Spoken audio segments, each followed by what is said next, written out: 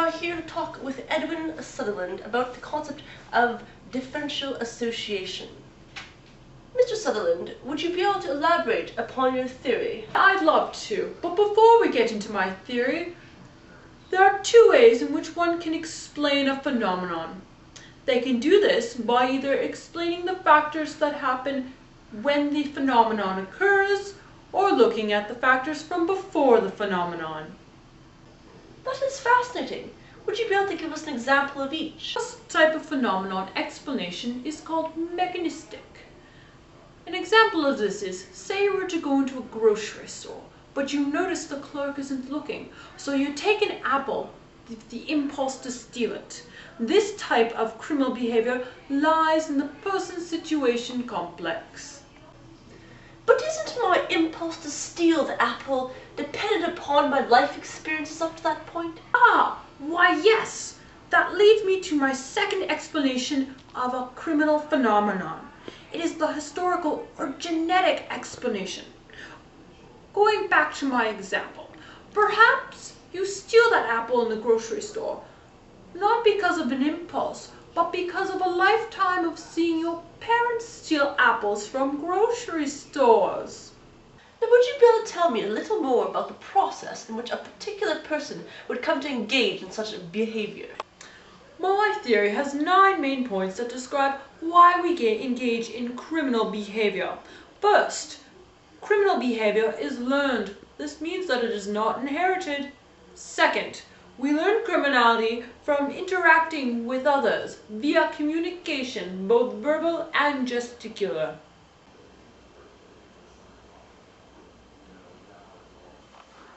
Third, the criminal behavior that we learn comes from our intimate personal groups. This means that we will learn more criminality through our friends and family than what we would if we were to read about it in a newspaper. And fourth, the criminal behavior that we learn from our close groups is how to commit crime and our motives, drives, and attitudes towards it. I'm curious to know how the specific direction of motives is learned.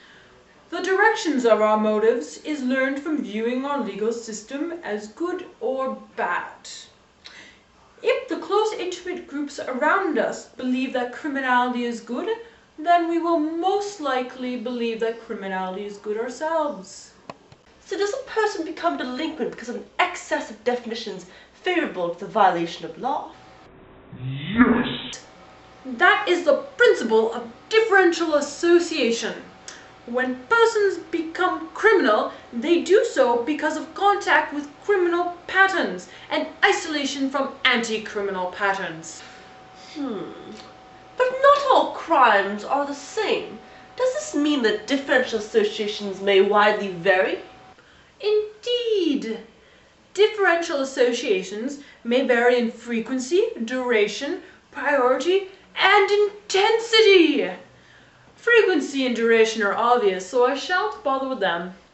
Priority explains why delinquent behavior that develops when one is young often persists throughout their life. And intensity it's hard to explain, but it has to do with the emotional reactions one has to criminal and anti-criminal patterns. I see. Riddle me this, Sutherland.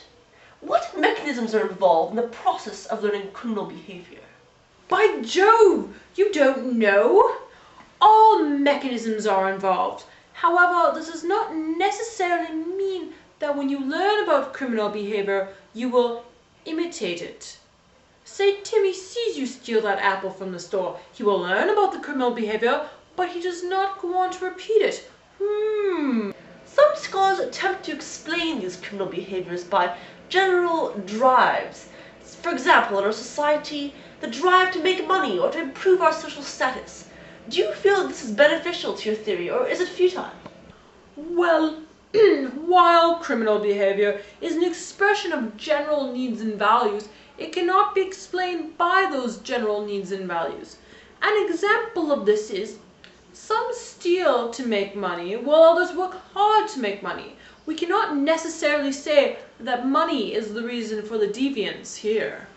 Well, this interview has been absolutely fascinating.